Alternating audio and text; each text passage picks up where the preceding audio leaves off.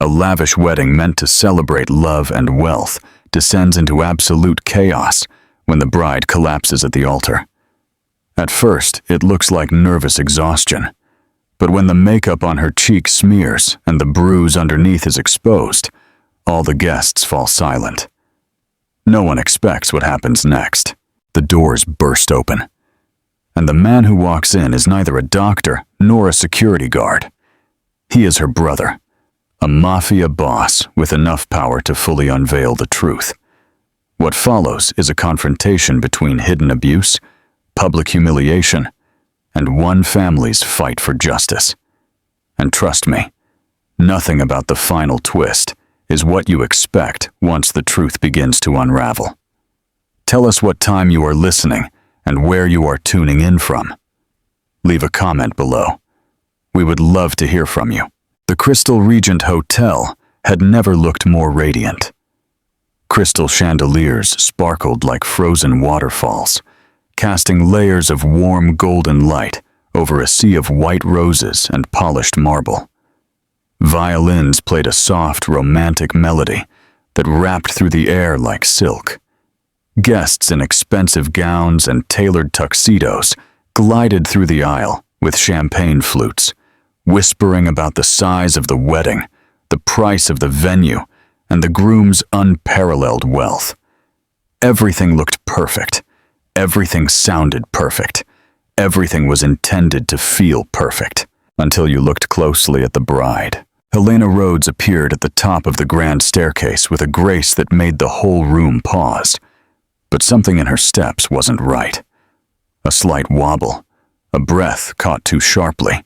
Her hand rested carefully on her stomach, as if afraid her own body might betray her. The soft lace of her gown fitted her figure beautifully, but her face showed a fragility that no amount of makeup could completely hide. Beneath the expertly blended foundation was a quiet exhaustion that seemed to pulse behind her eyes. The crowd assumed it was just nerves or the weight of being pregnant during such a massive event. No one imagined anything darker. After all, she was marrying one of the wealthiest men in the country, a man everyone believed adored her, a man waiting for her at the altar with a diamond-studded smile. Jonathan Hale extended his hand as Helena approached. The crowd sighed at the gesture, charmed by what they assumed was a tender moment. But Helena flinched, almost too subtly to notice. His fingers wrapped around hers with a pressure slightly stronger than necessary. She forced a smile that trembled at the edges. "Steady," he whispered close to her ear. His tone had the softness of velvet, but the weight of command. To everyone else, it looked like encouragement. To her, it was a warning. She inhaled through her nose and nodded faintly. The officiant began to speak, his words drifting down the aisle like incense. Cameras rolled. Photographers circled the couple with the reverence usually reserved for royalty. Helena tried to focus on the moment, to hold on to something beautiful. She reminded herself that she would soon be a mother. Soon her child would be born into a world of security and wealth. That thought should have comforted her. Instead, her heart beat faster, overriding the tempo of the violin. Jonathan squeezed her hand again, a reminder to keep her smile steady, a silent instruction to behave. The lights overhead shone brightly, catching the highlight on her cheekbones. Her makeup artist had spent nearly 2 hours perfecting her complexion, layering foundation, concealer, and powder to cover every trace of what lay beneath.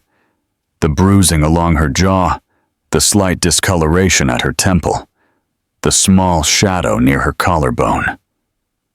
She had insisted on doing her own eyeliner, partly to keep anyone from noticing the puffiness around her eyes. The result looked flawless to the untrained eye, but perfection often hides the deepest cracks. A sudden wave of heat washed over her body. She blinked rapidly. The room swam for a moment, then cleared again. She shifted her weight and felt a brief tug of pain along her side. Her breathing hitched. She told herself it was normal, just pregnancy fatigue, just the stress of a long morning, just the pressure of standing under so many gazes. She tried to inhale again, but her lungs felt oppressed, as if the corseting of her gown was shrinking centimeter by centimeter. The officiant prompted her to repeat a phrase. Helena opened her mouth, but the words caught in her throat. She swallowed and tried again. Her tongue felt numb. A ripple of whispers spread among the guests. Jonathan glanced at her sideways, irritation flaring in his eyes, before he quickly masked it with a smile for the cameras. "Focus," he mouthed faintly. "Focus." Yes, she could do this. She had done this for months. She had learned to keep her posture straight, her voice soft, and her tears hidden. But her body wasn't cooperating. A cold shiver ran down her arms. The violin melody faded into a distant hum.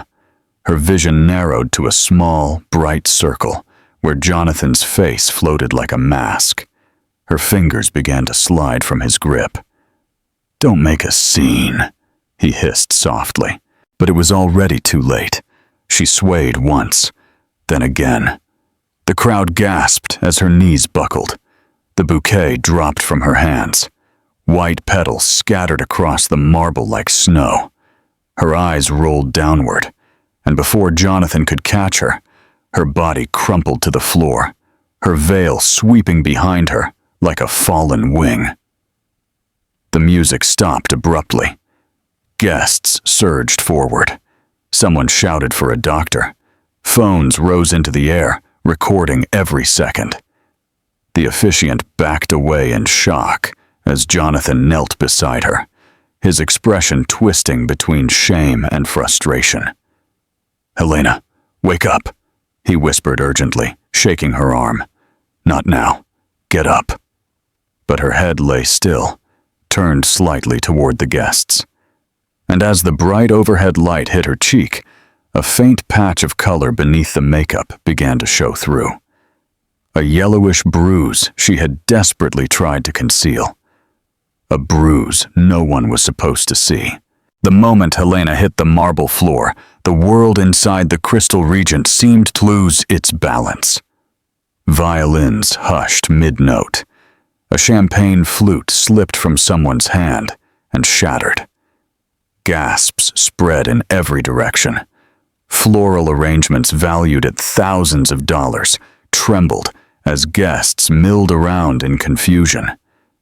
What had started as the grandest wedding of the year was dissolving into a scene that felt closer to a crisis, playing out on live television. Helena lay motionless, her veil spread on the floor in a perfect circle, its lace edges lifting slightly every time the air conditioning kicked on.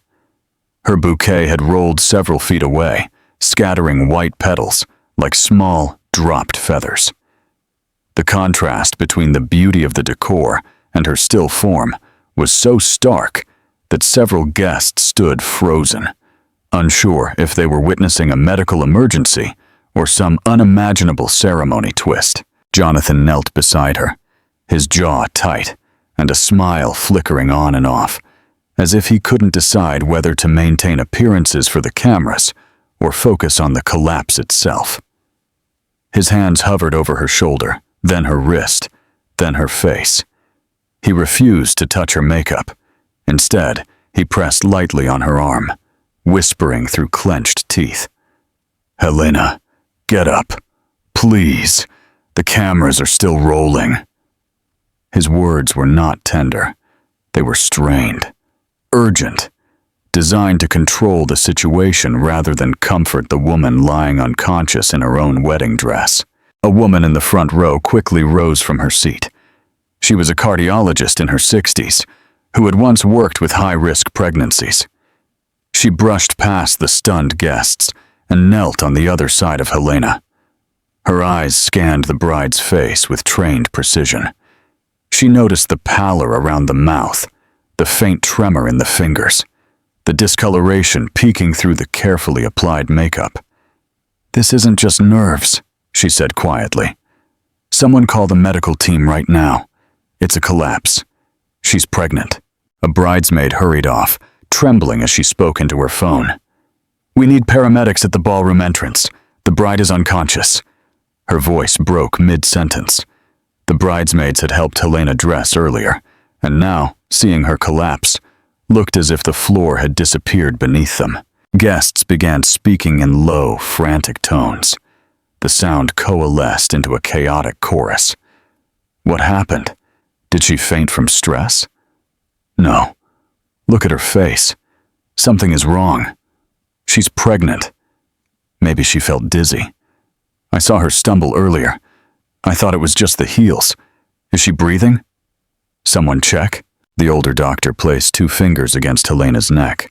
A moment passed. Then she nodded. She has a pulse, but it's weak. She needs to be moved. She looked sharply at Jonathan. Lift her carefully. Support her head. Do not shake her. She might have had a vasovagal episode. Jonathan's nostrils flared. He clearly disliked being told what to do in front of an audience, but he followed the instruction, sliding an arm beneath Helena's shoulders. He tried to lift her slowly, but her head lolled to the side, exposing her jawline. A collective murmur went through the ballroom as a faint bruise, previously hidden, became visible under the bright lights. It was subtle, but unmistakable. A yellowish patch, suggesting the healing of something more violent than a simple fall. The bridesmaids exchanged glances that verged on fear. The doctor's expression hardened. Some guests raised their phones to zoom in, only to be chastised by others for being insensitive. The air felt heavy with a new kind of tension, one that hinted at secrets buried under the glamour. As the hotel's emergency medical team arrived, 2 attendants with medical bags pushed their way through the crowd. They assessed Helena quickly, speaking calmly but moving with urgency. They brought a stretcher and gently placed her onto it. One of the attendants adjusted the bride's veil, and the movement caused more foundation to smear on her cheek.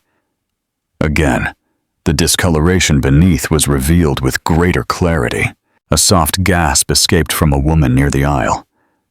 "That's a bruise," she whispered. "That's not from fainting." Her companion shushed her, but even he looked too long at the exposed mark. Jonathan noticed. His eyes hardened. He pulled the veil slightly forward to cover her face. His gesture was intended to look protective, but it failed to mask the panic simmering underneath. "People are overreacting," he muttered. "This is nothing." He tried a slight laugh, but the sound cracked. One of the paramedics looked at him with an unreadable expression. "Sir, her heart rate is irregular. This is not nothing. It's fortunate she collapsed here where help is available. Stress can cause severe complications in early pregnancy." The word pregnancy echoed through the hall like a tolling bell. Although many guests already knew, hearing a medical professional state it in such a critical context sent waves of fear and confusion through the room. Some clapped hands over their mouths. Others turned to each other with looks of rising suspicion. A cameraman for a lifestyle magazine tried to film the scene, but a bridesmaid stepped in front of the lens and blocked him. Her voice trembled as she spoke. "Stop recording. Please, she is not a spectacle." Across the room, someone whispered, "Why is the groom so tense?"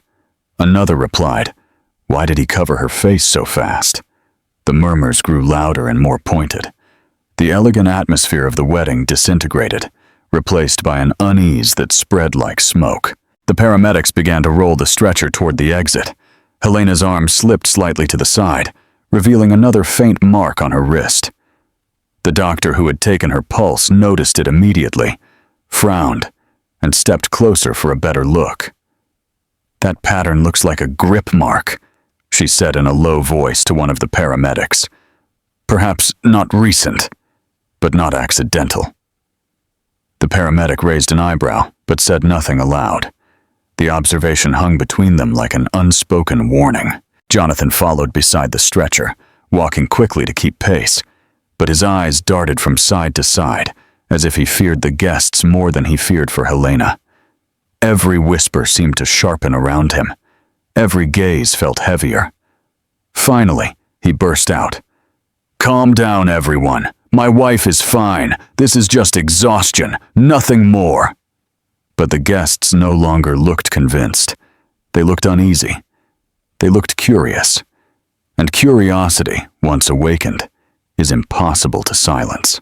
As the stretcher reached the ballroom doors, one final moment struck the room like a spark. A single smudge of makeup slid from Helena's cheek onto the white sheet below. It left a pale trail of foundation, and beneath that trail, the bruised skin gleamed unmistakably under the lights.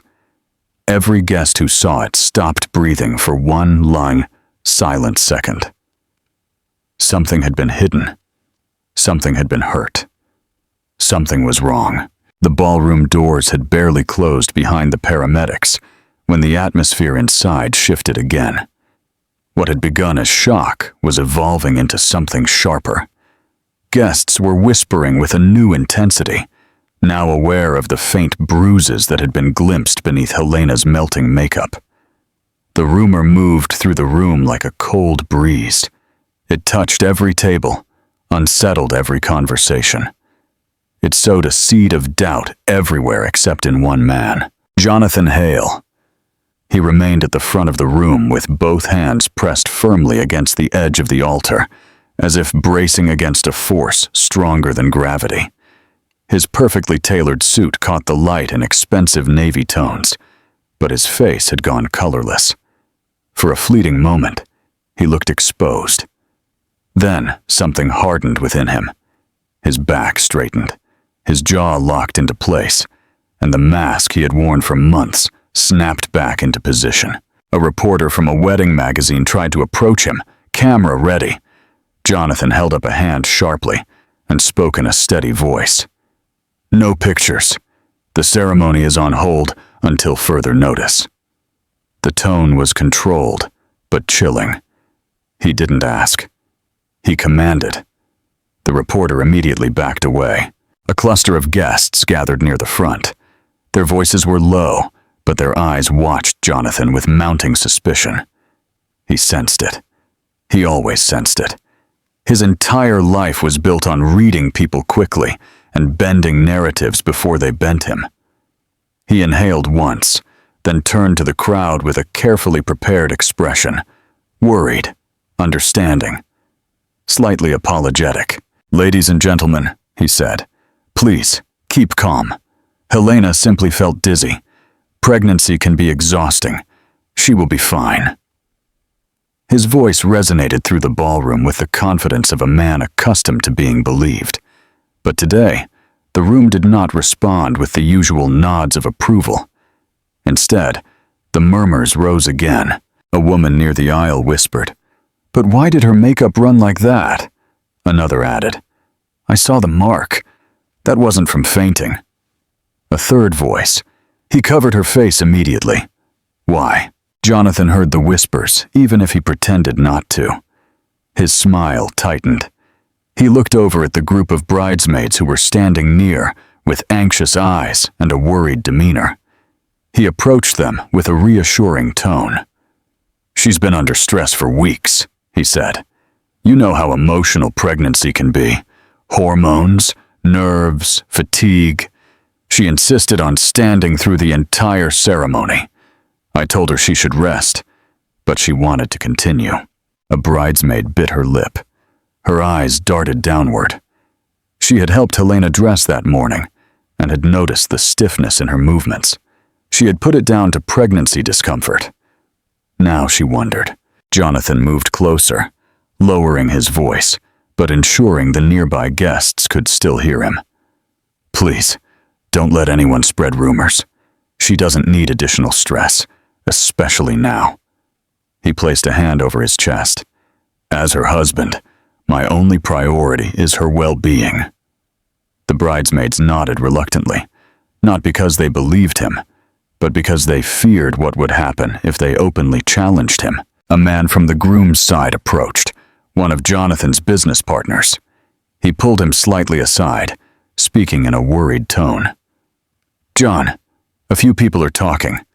They saw something. You need to get ahead of this." Jonathan sighed as if deeply burdened. "I know, it's unfortunate. Makeup smudges under bright lighting can exaggerate anything. Helena bruises easily. Even knocking her arm on a door can leave a mark. People don't understand how delicate pregnancy can be." His partner hesitated. "But the bruising on her jaw, that looked—" Jonathan cut him off with a smooth laugh. "She fainted. Her head lolled forward. She grazed my shoulder on the way down. That's probably what they saw." It was a clean explanation. Too clean, polished like a prepared press release statement. The partner nodded slowly, though his eyes betrayed unease.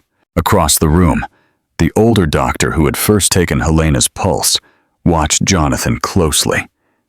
She had decades of experience reading patients and families, and something in Jonathan's demeanor unsettled her. He spoke with a rehearsed charm, yet every phrase seemed crafted for public consumption rather than genuine concern. She approached him with calm authority. "Mr. Hale," she said, "did Helena show any signs of distress before the ceremony?" Jonathan offered a gentle smile. "Just the usual pregnancy discomforts. Swelling, fatigue. She gets emotional easily." The doctor held his gaze. "Those bruises on her jaw and wrist, were you aware of them?" Jonathan's smile didn't falter, but his eyes narrowed very slightly. "Doctor, with all respect, those marks are from her fall. This is not the time for speculation." Her eyes remained steady. "Marks of that color do not form from a fall that happened 5 minutes ago." A silence hung over them. Guests leaned subtly closer. A beat of silence. Then Jonathan spoke with a tone tinged with polite warning. "I appreciate your concern, but I will not tolerate anyone suggesting anything improper happened. Helena is safe. She is being cared for, and I expect everyone in this room to respect her privacy." The doctor's lips pressed into a thin line. She backed away, not because she believed him, but because she recognized the dangerous mixture of power and ego in his voice. Jonathan ran a hand through his hair and exhaled loudly, ensuring nearby ears heard it. "This is exactly why I wanted a private ceremony. The journalists and the gossip mongers always twist everything." He turned back to the crowd with a rehearsed expression of wounded frustration. "I adore my wife.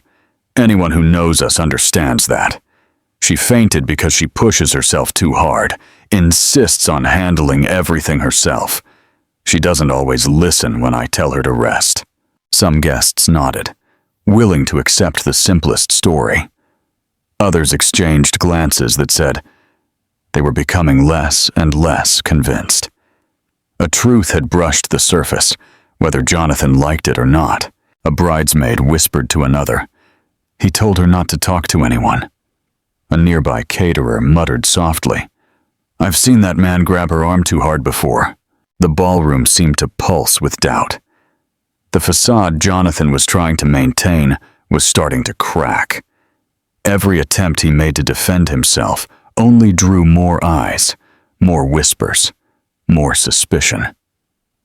Still, Jonathan lifted his chin. He straightened his cuffs, adjusted his tie. He was a billionaire. He had controlled bigger scandals. He believed he could control this one too, but the truth beneath Helena's makeup had already begun to unravel. The room sensed it. The guests sensed it. The ballroom had not fully recovered from the shock of Helena's collapse when another presence shifted the atmosphere once more. It began subtly. A flash of silver fabric near the edge of the crowd. A low laugh that felt out of place in a moment of crisis. Then, guests instinctively parted as a woman stepped forward with the confidence of someone who had been waiting for this exact moment. Her name was Cassandra Hayes. Most guests didn't know her, but those who did exchanged uneasy looks. Her reputation traveled faster than her heels. She wore a satin gown that clung to her like liquid metal, and diamonds glittered at her throat. She moved toward Jonathan with a slow, deliberate grace, as if she had every right to stand by the groom whose wife had just been taken out on a stretcher. She paused when she reached him, her lips curving up in a smug smile that didn't even try to hide her satisfaction. "Quite the lively ceremony," she said softly. The tone was sweet, but the sweetness was sharp enough to cut. Jonathan stiffened. "Cassandra, now is not the time." She leaned in slightly, letting her shoulder graze his arm in a way that felt intimate rather than accidental. Several guests noticed. Several cameras leaned in, as if drawn by gravity to the brewing scandal. "Relax," she whispered. "I'm just checking on you. You look stressed." Her hand lifted gently to adjust his tie, a gesture too familiar for a woman who was supposedly just a friend. Jonathan quickly backed away and glanced around to see who had witnessed it. Too many eyes were already watching. Cassandra chuckled. "Please, people already know something is wrong. You don't need to pretend with me." Jonathan lowered his voice. "Don't do this. Not here." The smug smile never left her face. "Why not? You didn't seem concerned about appearances the night you invited me to your villa for that private dinner." Some people close enough to hear gasped silently. Cassandra didn't lower her voice. She wanted the whispers. She wanted the attention. She wanted to be seen. Jonathan's jaw tightened. "Cassandra, stop talking." She raised an eyebrow, relishing the panic she ignited in him. "You should have told me she was so fragile. I might have warned you that taking her down the aisle was a little ambitious." Her choice of words was calculated. Every syllable insinuated a deeper truth, a truth the guests were now desperate to uncover. A bridesmaid stepped forward, trembling with both confusion and rage. "Why is she even here? Who invited you?" Cassandra gave her a look of pity, as if amused by the innocence of the question. "The groom did. He wanted someone to keep him company during the long planning meetings. Weddings can be stressful, you know." The implication hit the room like a stone dropped in still water. Ripples spread instantly. Heads turned. Conversations died. Photographers forgot to raise their cameras. Cassandra basked in the silence that followed, raising her champagne flute with effortless confidence. She continued speaking, letting her words float just loud enough to be heard. "Besides, Helena never seemed like the type to handle pressure well. She always looked like she might faint even on a good day." A murmur rose. People recalled the bruise, the hidden fatigue, the stiffness in Helena's movements. Jonathan snapped. "Enough. Don't talk about her like that." Cassandra's eyes brightened, delighted to have struck a nerve. "Defensive all of a sudden. Interesting. You weren't so protective when you told me she was too emotional for your lifestyle." Gasps spread through the room. Even the band members across the aisle turned their heads. Cassandra walked a few steps closer to Jonathan, circling him slowly like a woman assessing her prey. "You kept saying she was a burden, that she made things difficult, that she cried too easily, that she put too much pressure on you." She tapped her chin with a manicured finger. "What were your exact words? Something about her not being able to keep up." Jonathan's face flushed with anger. "You're twisting my words." "No, I'm quoting you." She smiled. "There's a difference." The doctor who had attended to Helena earlier stepped forward again. Her eyes narrowed at Cassandra. "This is not appropriate. A woman has collapsed. We don't need gossip." Cassandra turned to her with an expression of polite boredom. "I'm simply telling the truth. Helena wasn't ready to be a Hale. She never fit into his world. She certainly couldn't handle the pressure." A man near the back raised his voice. "Pressure shouldn't leave bruises." Silence thundered through the ballroom. Cassandra's smug smile wavered for the first time. Jonathan's head snapped toward the voice, and panic flickered in his features. He realized the narrative was slipping from his control. Cassandra tried to recover. She shrugged slightly. Makeup smears, shadows form. People love to assume the worst. But doubt had already sunk its claws into the crowd. Her performance had backfired. Instead of positioning herself as Jonathan's elegant confidant, she had exposed far more intimacy than he wanted Mendoto anyone to see. Worse, she had insinuated that Helena's suffering was somehow predictable, even deserved. The doctor crossed her arms. You speak of pressure as if you know exactly how much she was under. How often were you around them? Cassandra hesitated. The doctor pressed. Often enough to discuss their marriage? The room waited. Cassandra lifted her chin stubbornly. Sometimes relationships are complicated. A murmur swept through the guests. Complicated was not a word people used at a wedding. Complicated was not a word that fit alongside vows, flowers, and champagne. Complicated was a word that suggested secrecy, betrayal, and pain. Jonathan stepped between Cassandra and the crowd, raising both hands. Enough speculation. Nothing improper has occurred. Cassandra is overstepping. She shouldn't have spoken, but Cassandra wasn't finished. She leaned into him again, her voice dripping quiet venom. Don't blame me, sir. If you wanted to keep secrets, you should have kept your distance, but you never could. Jonathan subtly grabbed her arm, trying to pull her away. She let out a small gasp, not because it hurt, but because she knew the gesture would draw eyes. And it did. Several guests saw the grip. Several guests exchanged knowing looks. Jonathan instantly released her, but the damage was done. Cassandra smoothed her dress and resumed her smug smile. Careful, Jonathan. People are watching. And for the first time, the billionaire realized he was losing control. The mistress had revealed too much. The bride had hidden too much. And the room was beginning to see the truth woven between their stories. The truth someone tried very seriously to keep silent, and someone else was about to blow it wide open. The ballroom had fallen into a restless storm of whispers. Cassandra's insinuations hung in the air like smoke, and Jonathan's frantic attempts to control the narrative only unsettled the guests further. People held their glasses with trembling fingers. Reporters lurked at the edges of the room, sensing a scandal growing teeth. The grandeur of the wedding no longer dazzled anyone. Now it felt empty. It felt dangerous. And then the doors at the far end of the ballroom burst open. The sound wasn't loud, but it carried a weight that seemed to ripple across the marble floors.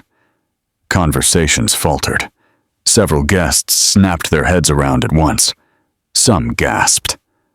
The hotel security by the door instantly straightened. A group of men walked in first.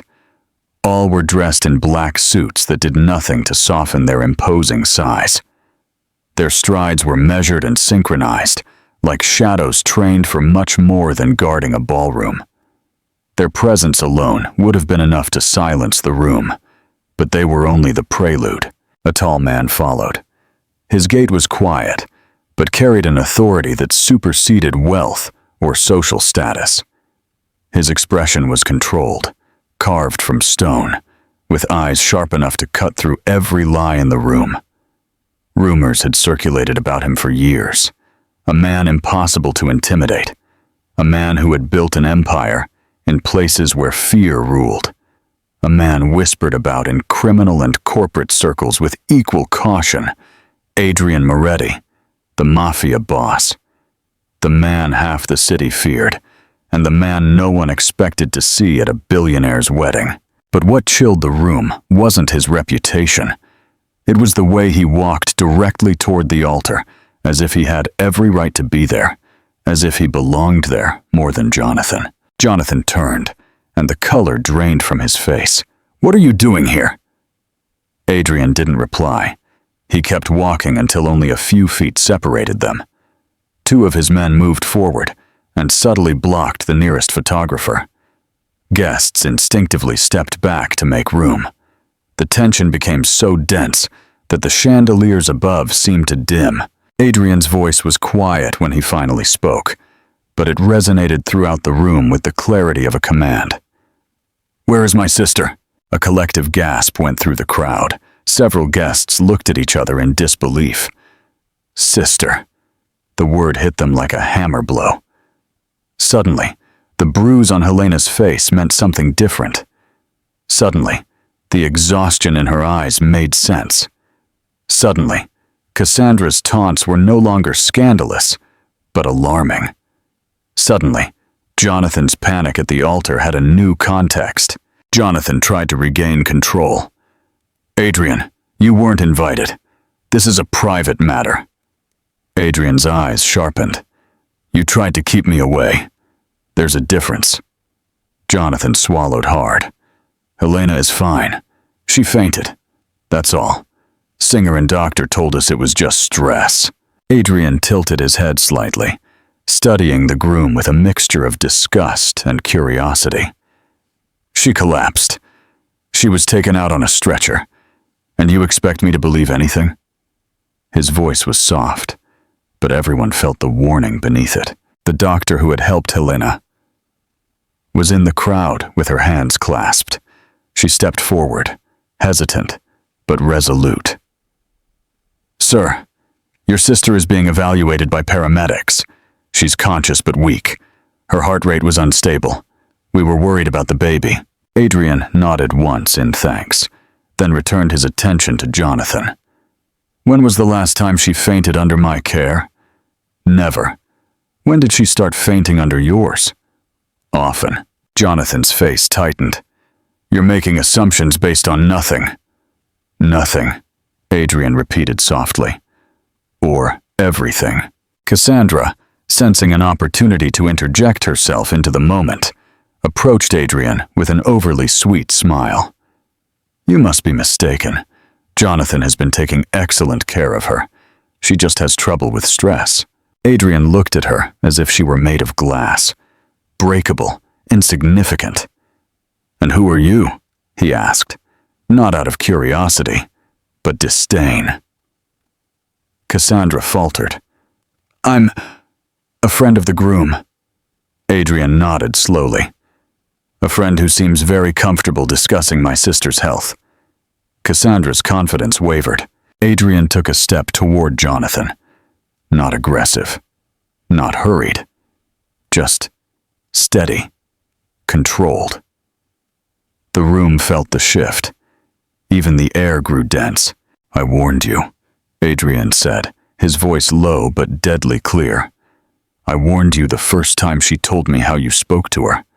I warned you when she said you grabbed her arm. I warned you when she called me crying because she was afraid of falling during your argument and harming the baby." Guests stared at Jonathan, horrified. Jonathan snapped. "She exaggerated. She was emotional. I never harmed her. And the child is fine. Pure nonsense." Adrian's gaze remained unperturbed. A bruise beneath makeup is not emotional. A trembling voice on the phone is not emotional. A bride collapsed at her own wedding is not emotional. The ballroom fell silent again. The tension had transformed into something raw, something electric. Adrian's men subtly spread out, forming a perimeter without moving a finger. They didn't need to. Their mere presence was enough to make the security guards back off. Jonathan ran a hand through his hair, desperate to regain control. "This is not your world, Adrian. You can't walk into my wedding and accuse me based on rumors." Adrian leaned in just enough for Jonathan to feel the weight of his presence. "Then it's fortunate I didn't come alone, and I didn't come without proof." The room tilted. Guests leaned forward. Cassandra's eyes widened. Jonathan's breath hitched. Adrian straightened and addressed the room with quiet authority. "My sister did not collapse because she is weak. She collapsed because someone pushed her past her limits. And if that someone is the man who swore to protect her, then today will not end as he planned." Guests erupted in murmurs. Jonathan threw up his hands in defense. "You have no proof. No one here saw anything." Adrian's lips curved into a cold, knowing smile. "That's where you are wrong.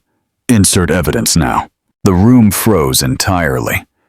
The mafia boss had come prepared, and the truth was about to tear through the ballroom like a storm. For one long, suspended moment, the ballroom held its breath. The chandeliers above seemed frozen in mid-sparkle.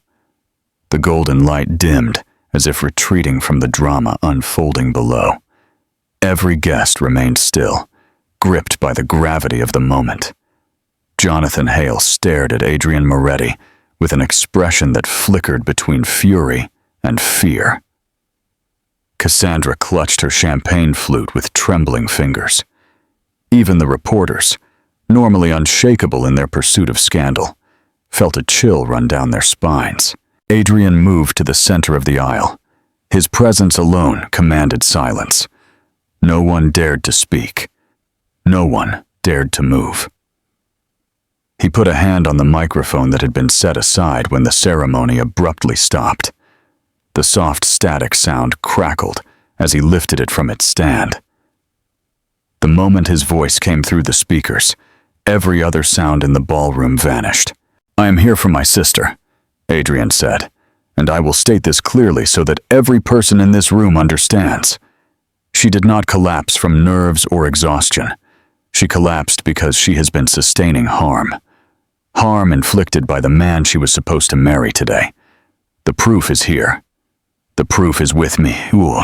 Gasps rippled through the room like sparks. Someone covered their mouth. Someone else whispered a desperate prayer. The doctor who had seen the bruises nodded silently, her expression confirming every word. Jonathan took a step forward, boiling with rage. "This is outrageous. You are trying to humiliate me. I never touched her." Adrian held up a hand. The gesture was small, yet the entire room fell silent again. "Many men lie," he said calmly, "but evidence does not." He pulled a small device from his pocket and connected it to the nearby speaker system. Some guests leaned forward, unsure what was coming. Jonathan's eyes widened, his chest heaving with fast breaths. "Turn that off," he demanded.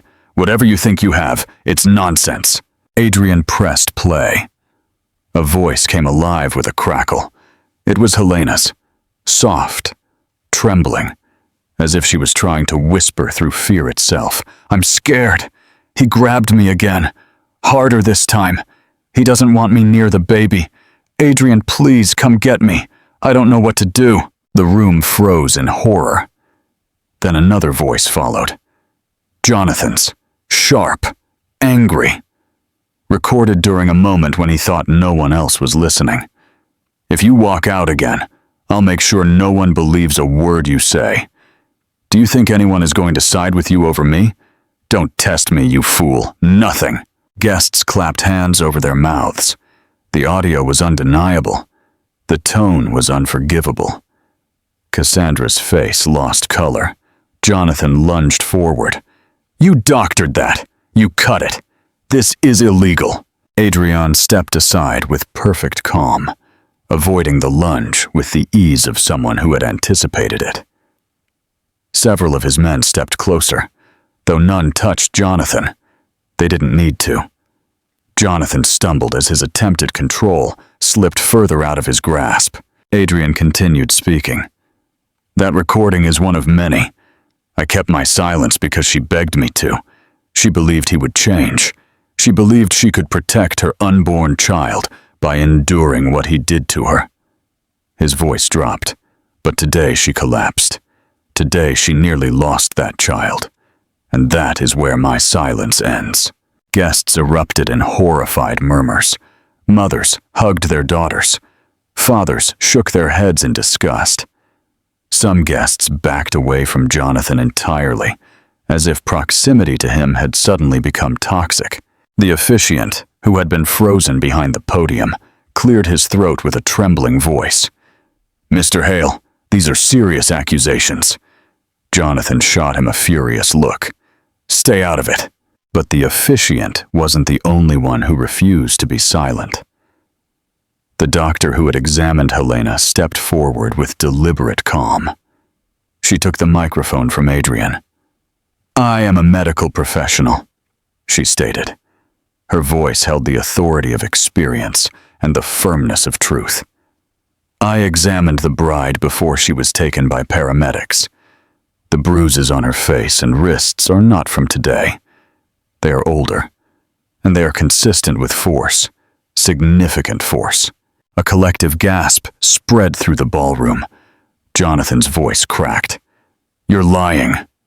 The doctor shook her head. "I know what I saw, and I know what injuries look like when someone has been grabbed or struck. Your wife was not simply tired. She was injured." A raw silence followed. It settled on Jonathan like a weight he could no longer lift. He turned to the crowd as if looking for support, but found none. Every guest looked at him differently now, no longer with admiration, no longer with respect. Only revulsion. Adrian retrieved the microphone, his voice now steady as a rock. "No one is above accountability. Not wealth, not power, not reputation." His eyes locked onto Jonathan, and certainly not a man who harms a pregnant woman. Cassandra's mask of confidence shattered. She looked between Jonathan and Adrian as if deciding which direction to run. But there was nowhere to go. Every path was blocked by the truth. Adrian addressed the room one last time. "My sister will receive medical care and protection. I intend to ensure the law knows exactly what has happened, and I will not allow anyone to silence her again." His words boomed through the speakers, sinking into every corner of the ballroom. Even the crystal chandeliers seemed to vibrate with the intensity of his statement. Jonathan let out a strangled breath. "You can't do this. You can't destroy my life." Adrian stepped closer, his eyes cold. "You destroyed your own life the moment you laid a hand on her." Guests erupted in whispers of awe. Some clapped quietly. Others shook their heads, overwhelmed. The truth had burst forth like a shattered vase, impossible to put back together. For several heartbeats, the ballroom felt like the eye of a storm.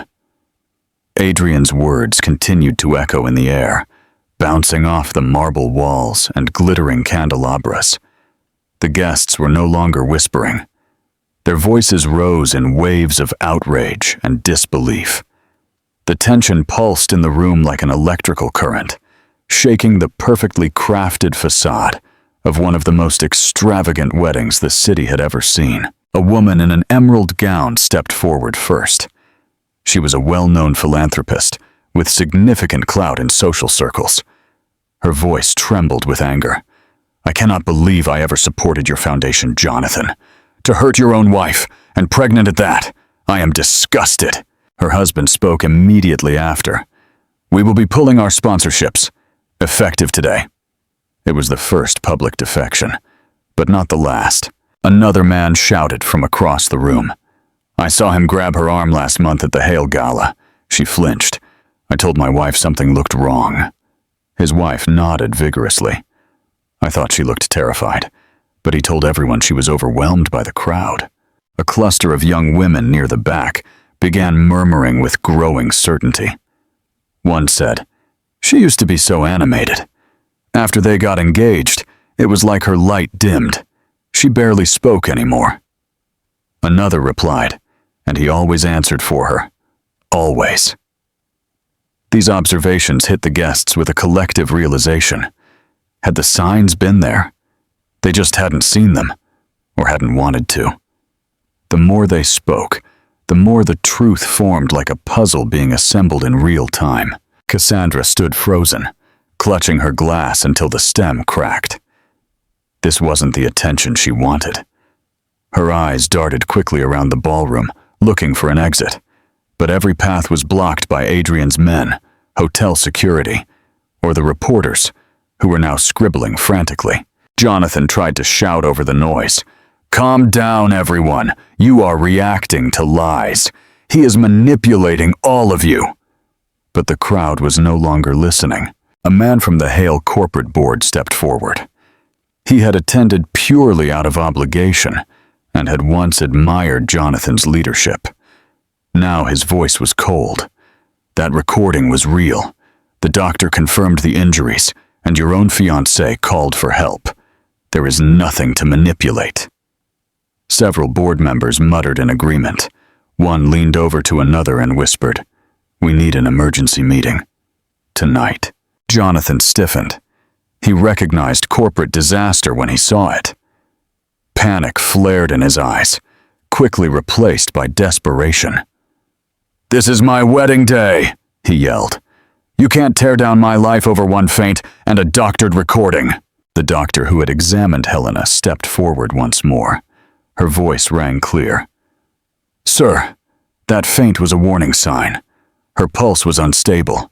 Her body showed signs of repeated stress. Her injuries were not from a single moment. They were layered.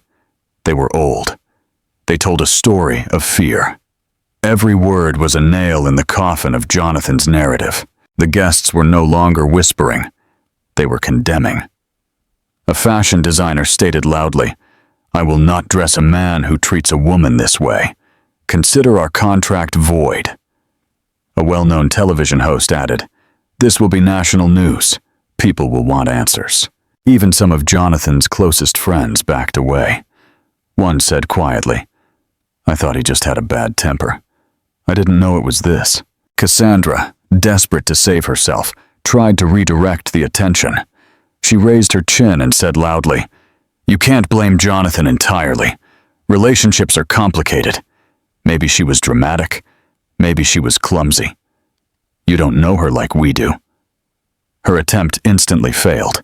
A woman near the front turned to her with icy precision.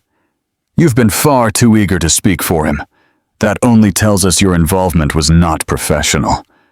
Another guest added loudly, "I saw her touch him earlier. She was comfortable in a way a friend shouldn't be." The room erupted in disgust. Cassandra's facade finally cracked.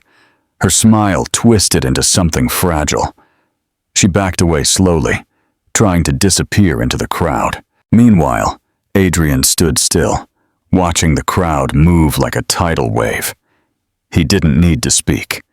The truth had already gained its own momentum. Jonathan finally exploded, pointing at Adrian. "You caused this! You came here with the goal of destroying me!" Adrian's voice remained calm. "I came here to protect my sister. The destruction is your own doing." Jonathan's rage flared. "You have no authority here."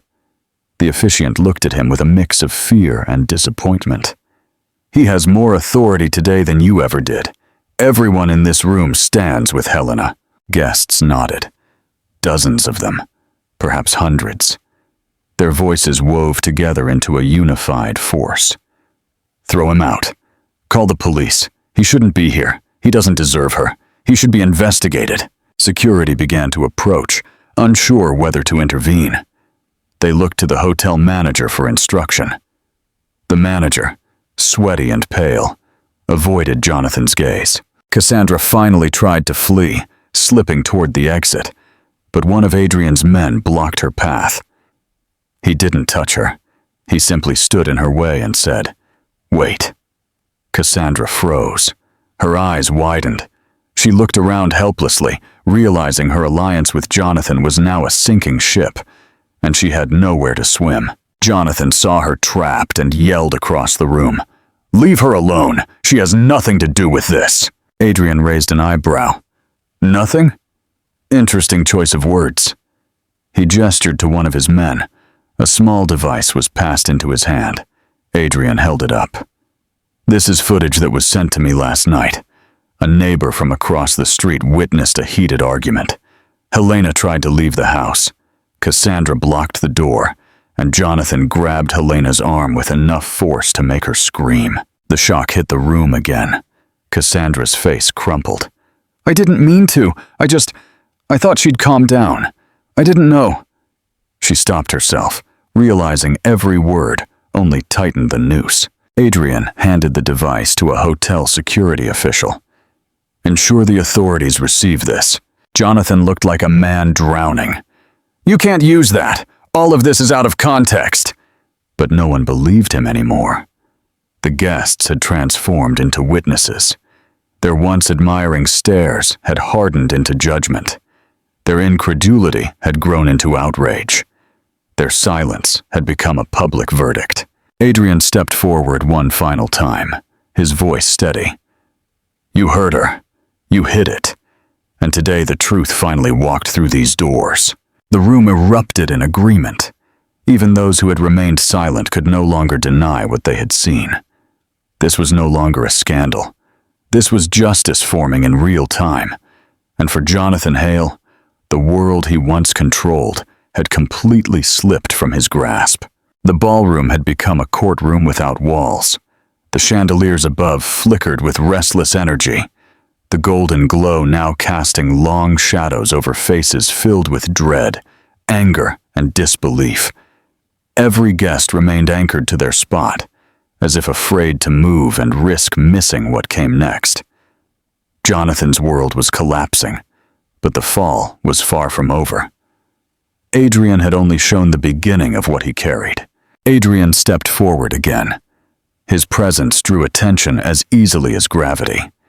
He reached into the inner pocket of his jacket with calm precision and pulled out a thin folder. Its edges were worn, as if it had been handled many times in private moments of decision. The crowd leaned in, holding their breath, waiting. Jonathan swallowed hard. "You can't display personal documents in front of strangers. This is illegal." Adrian opened the folder slowly. "Illegal is what you did to my sister." His voice did not rise, yet it filled the room. "This is accountability." He turned to the guests so everyone could see. "Inside this folder are medical photographs. They were given to me by the housekeeper who visited your home last month. She found them hidden in Helena's bathroom drawer. She didn't trust you. She brought them to me." A wave of indignation swept through the room. Cassandra instinctively backed away, as if the truth could physically hit her. One by one, Adrian held up the photographs. Though he kept them angled downward to protect Helena's dignity, the glimpses were enough for several guests to cover their mouths. Bruising along her ribs, a faint outline of fingers on her arm, a swollen lip partially concealed by makeup.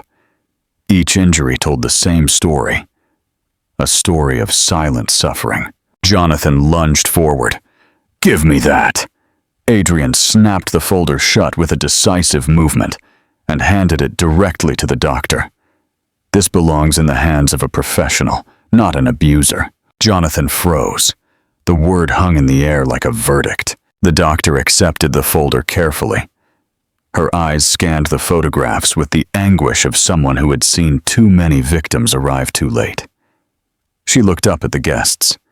"These injuries are not from pregnancy. They are not from clumsiness. They stem from repeated blunt force, and based on the coloration and tissue patterns, they were inflicted over a period of weeks." She paused. "This is a textbook case of domestic abuse." The room erupted. He repeatedly hurt her. She must have been terrified. How could he do that to a pregnant woman? That poor child. Jonathan threw up his hands as if trying to physically push away the accusations. "Those photos don't prove anything. She bruises easily. Her skin is sensitive. You're twisting everything." But no one believed him. The evidence was too clear. The pattern too undeniable. Adrian spoke again, his voice the quiet strength of a hurricane's eye. "There is more." Jonathan's shoulders tensed. Cassandra covered her mouth, realizing whatever came next would seal her fate. Adrian nodded to one of his men. The man stepped forward and handed Adrian a small USB drive. Adrian plugged it into the speaker system. Hotel staff, shocked and unsure, allowed it because the room itself demanded it. People wanted the truth. They needed it.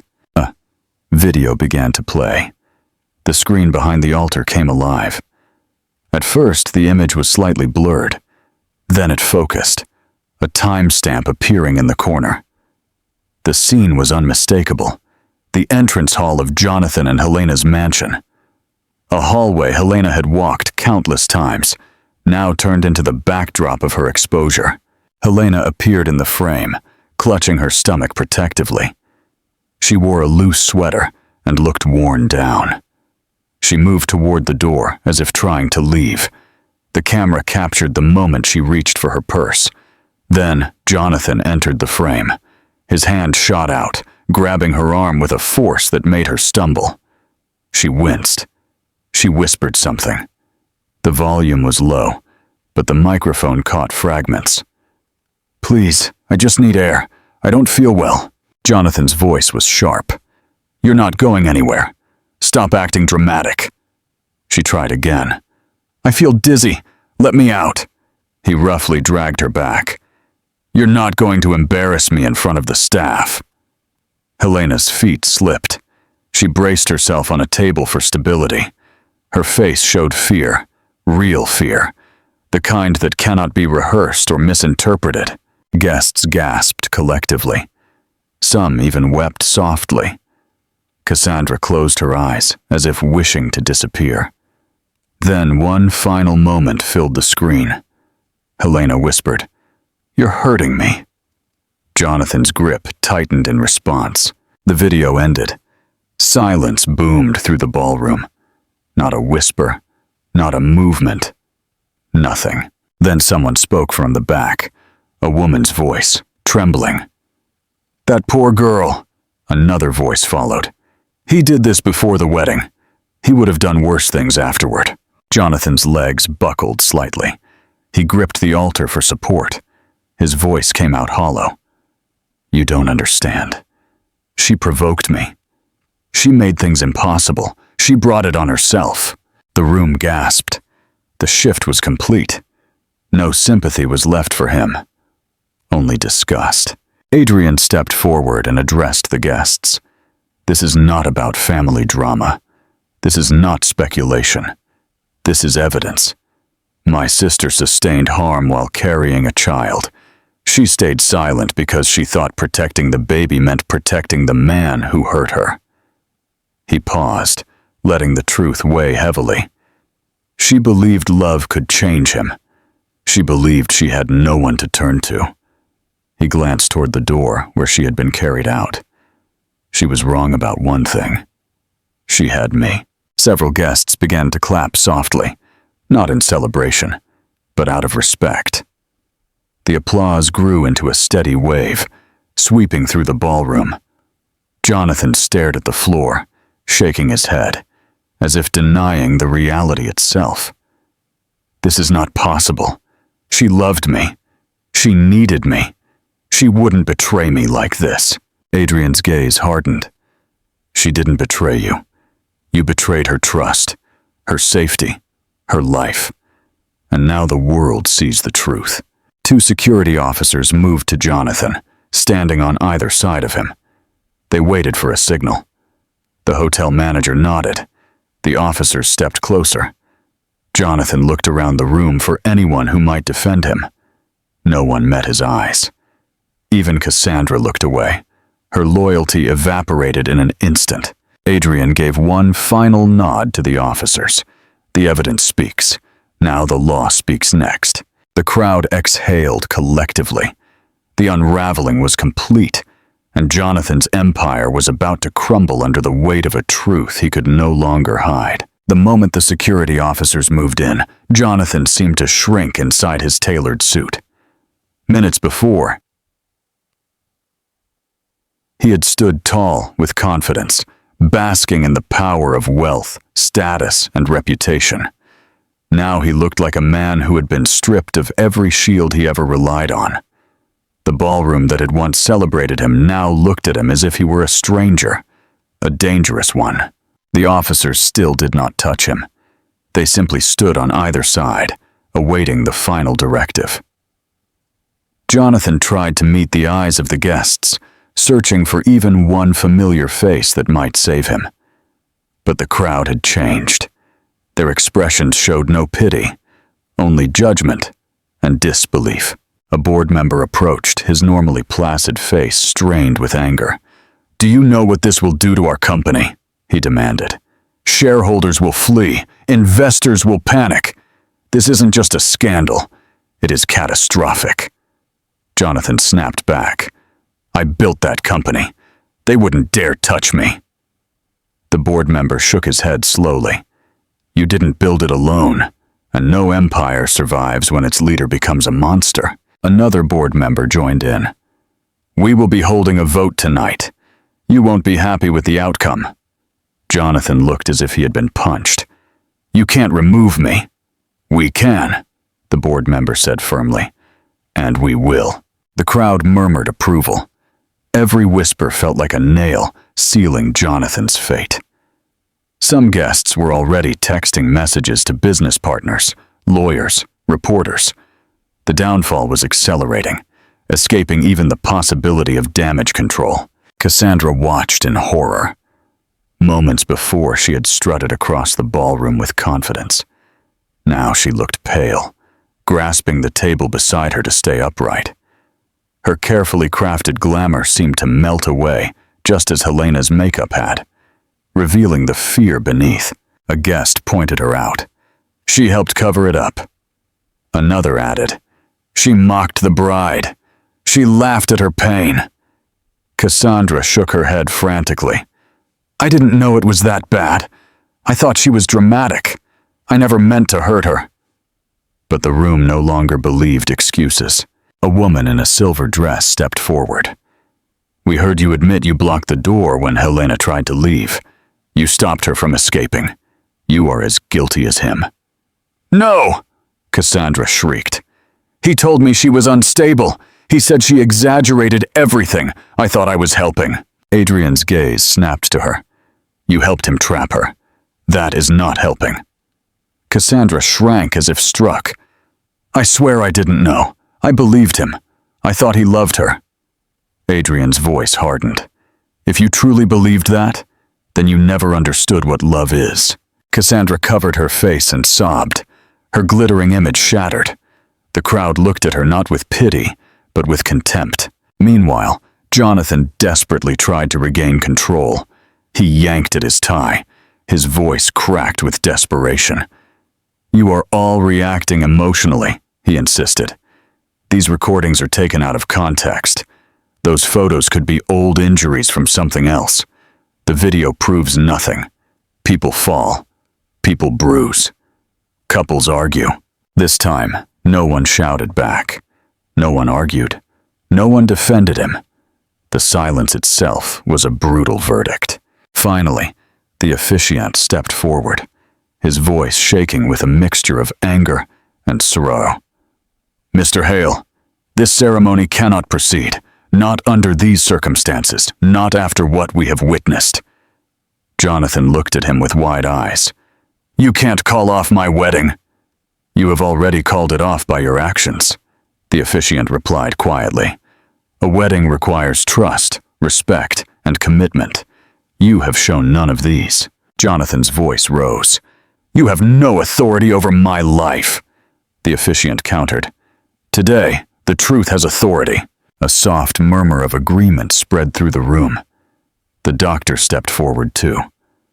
"The paramedics have confirmed your fiancée is being monitored for stress-induced complications. If anything happens to her or the child, the law will consider it the direct result of what she endured." Jonathan staggered slightly. "She'll tell them it was an accident." The doctor replied softly. "She has already spoken. She said she was afraid of you." The crowd gasped. Jonathan reeled. His mouth opened, but no words formed. For the first time in hours, he had nothing to say. Adrian stepped close. His voice boomed across the ballroom with grim finality. "Your cruelty nearly cost her life, and your arrogance revealed everything you tried to hide." Jonathan stared at him, rage and terror fighting in his eyes. "I kept her safe." Adrian's expression turned to steel. "You kept her silent." Cassandra sobbed harder. "I never wanted any of this." "Yet you were here laughing while she collapsed," an invited guest responded. You chose the wrong side. Jonathan tried one last plea. Adrian, tell them to stop. I can fix this. I can explain everything. Adrian shook his head slowly. Some things cannot be fixed, and the time for explanations ended the moment she fainted with bruises beneath her makeup. At those words, the security officers finally stepped forward. They placed gentle yet firm hands on Jonathan's arms. He instinctively recoiled. Don't touch me! I'm Jonathan Hale! You can't treat me like a criminal! The lead officer looked at him squarely in the eye. Sir, after what we have seen, we are treating you like someone who needs to be questioned. You should be thankful we are not doing more. Guests nodded, the murmurs growing louder again. He deserves it. Look what he did. Take him away. Jonathan's voice broke. You're ruining me. Adrian replied quietly. No, you ruined yourself. The officers guided Jonathan toward the exit. His polished shoes scraped against the floor as he resisted. Cassandra reached out helplessly. Jonathan, do something! Tell them it's not true! Tell them! He pulled away from her. Stay out of this. You made it worse. The humiliation was complete. The betrayal was mutual. The empire they had built on lies and manipulation was crumbling right in front of them. As the doors closed behind Jonathan, the ballroom exhaled collectively. The shift was unmistakable. The terror had left the room. Justice had begun to settle. And upstairs, Helena was finally safe. Her future was no longer in the hands of the man who hurt her. It was in the hands of the brother who came to save her. Upstairs, the Crystal Regent Hospital wing felt like a different universe from the chaos below. The lighting was soft. The air was quiet and cool. The only sound came from the steady rhythm of the fetal monitor beside Helena's bed. Every soft beep conveyed the assurance that her child was safe. Every breath she took felt like borrowed strength, slowly returning to her body. Helena stirred beneath the warm blanket. Her eyelashes fluttered. As she opened her eyes, the world came back in soft shapes. The ceiling, the monitor, the distant hum of footsteps, and then Adrian, sitting beside her. His large frame hunched forward, elbows on his knees, hands clasped. He looked like a warrior forced into stillness, someone who couldn't relax until he knew she was safe. She whispered, her voice fragile. Adrian. His head lifted instantly. Relief flooded his eyes. He leaned closer and gently brushed a loose strand of hair from her forehead. You're safe, he said softly. The baby is safe too. The doctors are watching you closely, but everything looks stable. Tears welled in her eyes. I thought I lost everything. Adrian shook his head. You lost nothing. You were the one in danger, and now you're out of it. Helena tried to sit up, wincing as her muscles protested. Adrian gently held her, settled her back against the pillows, and looked at her hands. They trembled. I didn't want you to see me like this, she whispered. I would rather see you hurt and healing than never see you again, Adrian replied. His voice carried a steady warmth. You tried to face everything alone. You shouldn't have. Her throat tightened. She blinked hard to keep the tears from falling. I thought I had to. I thought Jonathan would change. Some nights he apologized. Some mornings he promised to be better. I believed him. I wanted to believe him. Adrian's jaw tightened. He didn't interrupt, letting her speak. I kept hiding it, she continued. I told myself the bruises didn't matter. I wore makeup. I wore long sleeves. I thought if I kept quiet, he would stop. She looked at her brother, eyes full of regret. I thought keeping the peace would protect the baby. Adrian reached out and took her hand gently. He hurt you. You protected him because you thought you had no one else. That ends now. Helena exhaled shakily. What happened downstairs? Adrian hesitated for a moment, choosing his words carefully. The truth came out. People saw what he did. They heard the recordings. They saw the video. She closed her eyes. Shame washed over her face. Everyone knows. Everyone knows, Adrian confirmed. And for once, that is a good thing. You no longer have to keep secrets. He can't hide behind you, not after today. Helena swallowed. Where is he now? Security escorted him out, Adrian replied. The authorities have already been contacted. They will find him before he gets far. The board is preparing to remove him from every position he holds. His world is collapsing as we speak. She nodded slowly. And Cassandra? Her involvement is also being reviewed, Adrian said. People saw her block you at the door. They heard the things she said. She will face consequences. Helena let out a long breath. The weight pressing on her chest lifted slightly. I never imagined my wedding day would end like this. Adrian offered a faint, sad smile. Sometimes endings are the beginning of something better. The door opened softly. The doctor walked in with a kind smile. Glad to see you awake, Helena. Your vitals are improving. We'll continue to monitor you overnight, but the baby is responding well. That's a very good sign. Helena nodded gratefully. The doctor turned to Adrian. She should avoid stress for the next few days. Rest will be essential. Adrian inclined his head. She will have everything she needs. The doctor gave one last reassuring smile and left the room. Helena looked back at the monitor. Every soft beep resonated in her heart. The tiny life inside her was still there. Still fighting. Still waiting for the world to become a safe place. Adrian, she whispered. What happens now? You heal, he said gently. You let me take care of everything else. Legal matters, protection, support. You focus only on you and the baby. And after that? She asked quietly. Adrian paused. Then he squeezed her hand. After that, you rebuild the life you deserve. One where no one controls you. One where you are free. Her eyes filled again, this time not with fear, but with something softer. Hope.